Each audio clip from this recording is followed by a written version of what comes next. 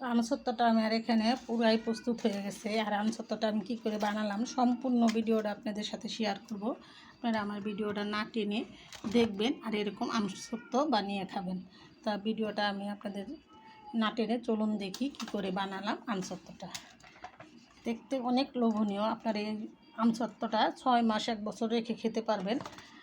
আর দেখতে যেমন লোভনীয় হয়েছে, খেতেও কিন্তু অসাধারণ, টক ঝাল মিষ্টি আমসত্ত্ব।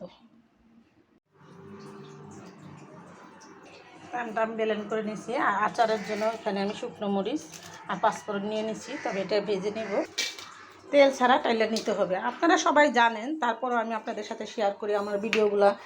মনে করেন আমি তেল ছাড়া কী করি আর মশলা হালকা মশলা দিয়ে বানাই, সম্পূর্ণটা আপনাদের সাথে শেয়ার। যারা নতুন রান্না করতে পারেন না কি জানেন না তাদের উপলক্ষে করে বলতেছি। আর সবাই সুন্দর সুন্দর আমসত্ত্ব বানান, অনেক সুন্দর সুন্দর আচার বানান, খুবই ভালো লাগে ভিডিওগুলো দেখতে।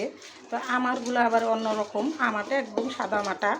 আমি গ্রামের স্টাইলে যেভাবে করে আমার মা চাচিরা দাদিরা করতো সেই রকমই আমি করি আর আপনাদের সাথে শেয়ার করি। আমার ভিডিওগুলো দেখে যদি আপনারা একটু হলেও উপকৃত হন, এটাই আমার পাওয়া। আপনাদের ভালোবাসাই আমার দরকার। আর আপনারা আমার ভিডিওগুলো অনেক ভালোবাসেন আমি জানি। আমি এই মরিচটা আর ইয়াটা ভালো করে একটু টাইলে নিব। এখানে আমি পাঁচফোড়নটা একটু হালকা টাইলে নিব। এই যে মুচমিচ করে উঠছে, আমি এখন চুলাটা অন করে দিলাম, নামিয়ে দেবো। আর ভিডিও করতে গেলে একটা ভিডিও করলে আধা ঘন্টায় 1 ঘন্টায় কিছু হয় না, কিন্তু আমরা কাটটা চিরা ছোটো করে করি, কিন্তু আমি চেষ্টা করি সম্পূর্ণ ভিডিওটা আপনাদের সাথে শেয়ার করার জন্য। আমটা কীভাবে সংগ্রহ করছিলাম সেটাও আপনাদের সাথে শেয়ার করছি। আর আমি যখন আচার বা কিছু করতে চাই তখন রোদ থাকে না, তার জন্য আমার কী হয়, সংগ্রহ করে রেখে দিতে হয়। তো আমসত্ত্বটা হবে টক মিষ্টি ঝাল ঝাল। এখানে নিয়েছি আমি আগের যে পুরনো আচারের তেলটা, সেই তেলটা আমি নিয়ে নিয়েছি। এখানে আমি তেলটা গরম করে নিলাম। আর এখানে আমি আমার স্বাদ মতো আমি চিনি দিয়ে দিব, বেশি চিনি দিব না যেহেতু টক মিষ্টি হবে। চিনিটা আমি এখানে ক্যারামেল করে নিব। আমি কাঁচা চিনিটা দিলে হয়তো ইয়াতে আরও বেশি পানি জমে যাবে, তার জন্য আমি চিনিটা এখানে ক্যারামেল করে নিতেছি। আপনারাও এরকম করে নেবেন, আপনাদের কাজটা সহজ হয়ে যাবে। আর এখানে আমার পাঁচফোড়নটা গুঁড়া করা হয়ে গেছে। তাদের যাদের ব্লেন্ডার নাই, সবার থাকতে হবে এমন কোনো কথা না, আমারও ছিল না আগে, আমি এখন কিনে নিছি। তো এরকম করে ভাজি করে নেবে। এখানে আমার চিনির ক্যারামেলটা হয়ে গেছে। আমি সাথে 2টা বোম্বাই মরিচ দিছি আর নিয়েছি এখানে কাগজি লেবু। তো আমি 2টা কাগজি লেবু এখানে কেটে দিব। আর সম্পূর্ণ ভিডিওটা দেখাতে গেলে অনেক সময় লেগে যায়, আপনাদের সাথে শেয়ার করে আপনারা একটু বুঝে নেবেন।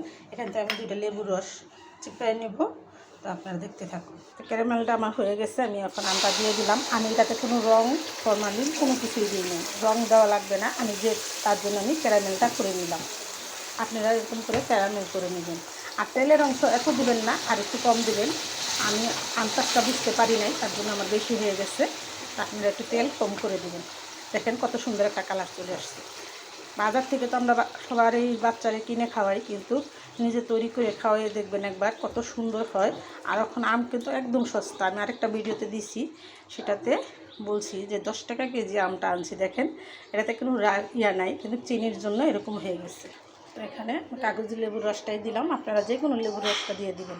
আমি একটা লেবু দিব না, এখানে 2টা লেবুর রসই আমি দিব। দিয়ে দেবো পাঁচফোড়ন গুঁড়া, পাঁচফোড়ন। তো আমার ভিডিওটা না টেনে আপনারা দেখবেন, আর এরকম করে সুস্বাদু আমসত্ত্ব বানিয়ে খেয়ে দেখবেন একবার হলো।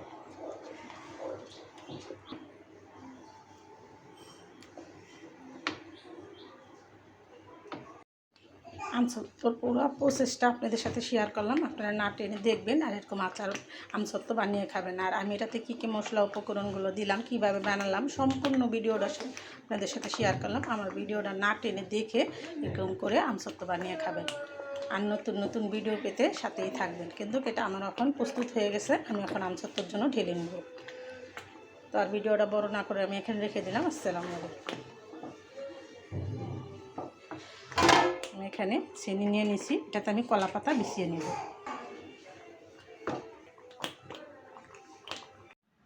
এখানে আমার আমসত্ত্বগুলো কিন্তু হয়ে গেছে, শুকিয়ে গেছে। আমি 2টা রোদ দিছি, তাতেই আমার আমসত্ত্বগুলো শুকিয়ে গেল। আর প্রত্যেকটাই সুন্দর কালার আসছে, দেখেন কত সুন্দর।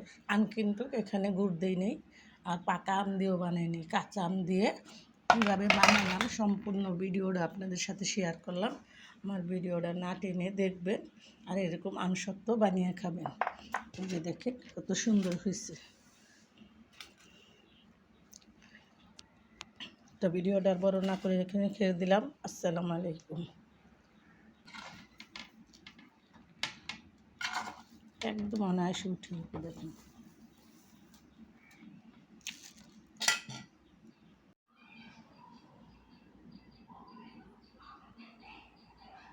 টক ঝাল মিষ্টি আমসত্ব খেতে অসাধারণ স্বাদ।